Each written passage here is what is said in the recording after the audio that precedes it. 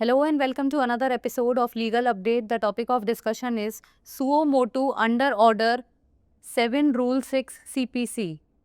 Why in news? Recently, in the case of Saroj Salkan versus Huma Singh and others, the Supreme Court ruled that under Order 7 Rule 6 of the CPC, a court has the authority to issue a decree in favor of the plaintiff based on the defendant's admissions.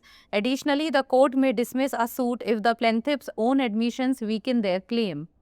Background of the case: the appellant plaintiff made admissions that weakened its claim, leading the trial court to dismiss the suit.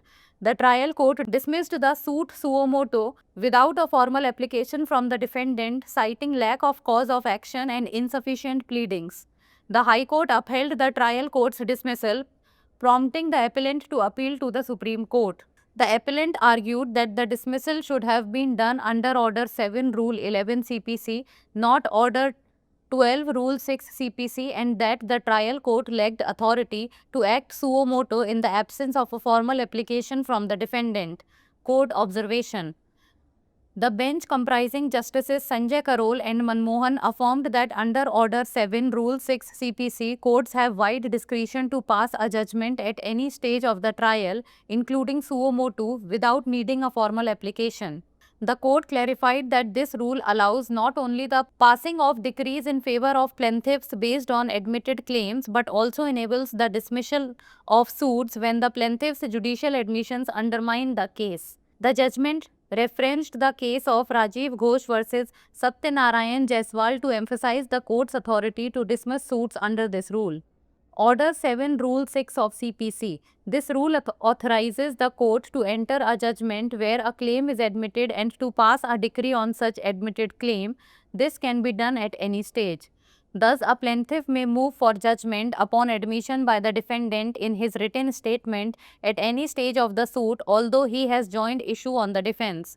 Likewise, a defendant may apply for dismissal of the suit on the basis of admission by the plaintiff in rejoinder.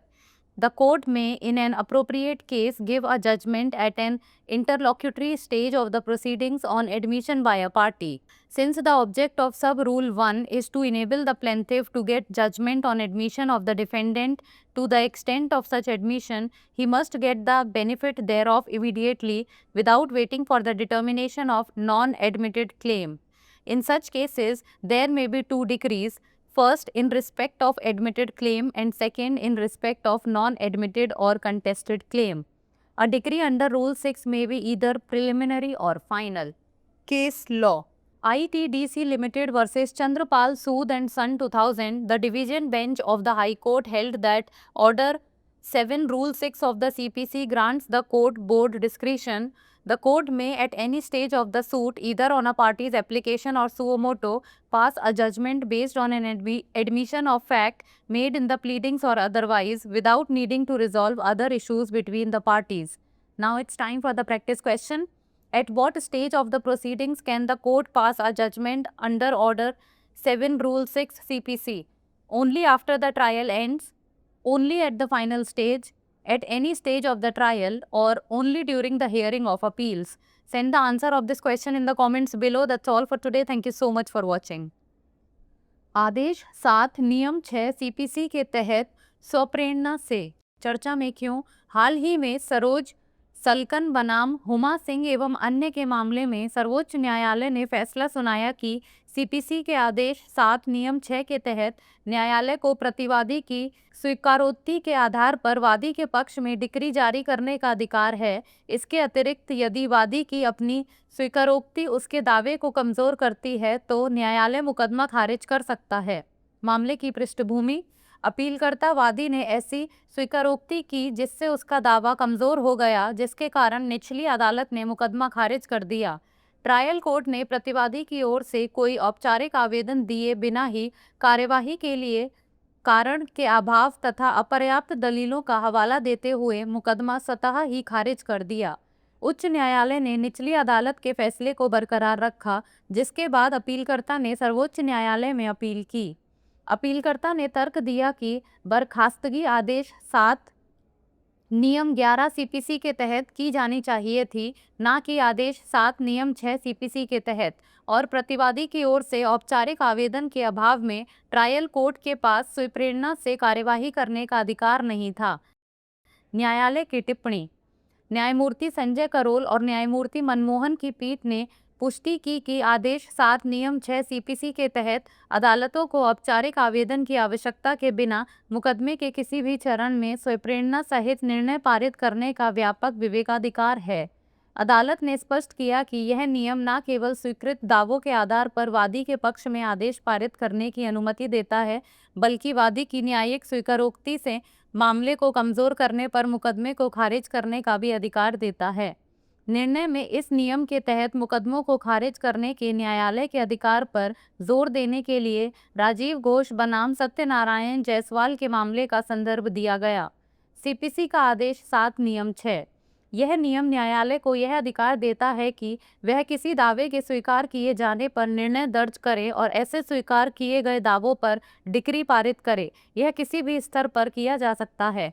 इस प्रकार वादी मुकदमे में किसी भी चरण में प्रतिवादी द्वारा लिखित बयान में स्वीकारोक्ति के आधार पर निर्णय के लिए आवेदन कर सकता है, भले ही उसने बचाव पक्ष में अपना पक्ष रखा हो। इसी प्रकार प्रतिवादी वादी द्वारा प्रत्युत्तर में दी गई स्वीकृति के आधार पर मुकदमे को खारिज करने के लिए आवेदन कर सकता है। न्यायालय किसी उपयुक्त मामले में किसी पक्ष द्वारा स्वीकृत दिए जाने पर कार्यवाही के मध्यवर्ती चरण में निर्णय दे सकता है।